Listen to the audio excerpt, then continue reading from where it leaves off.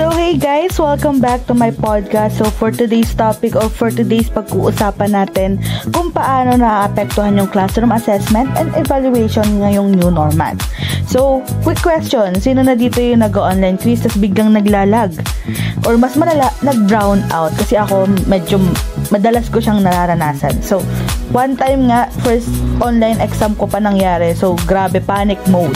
Doon ko na-realize, grabe talaga yung epekto ng new normal sa ating assessment. So, dati, teacher can easily see kung sino yung attentive sa class. Pero now, kailangan nilang mag-adjust, may digital quizzes, projects, at mga online discussion.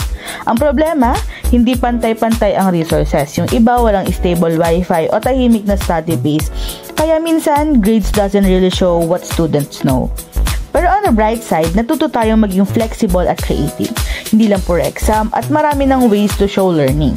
So ayun, assessment today isn't just about scores, kundi about empathy and innovation. Kasi sa totoo lang, lahat tayo natututo sa setup na to. Hindi lang syempre tayo mga students. So, thank you for listening guys. This has been my quick reflection. Catch you next time.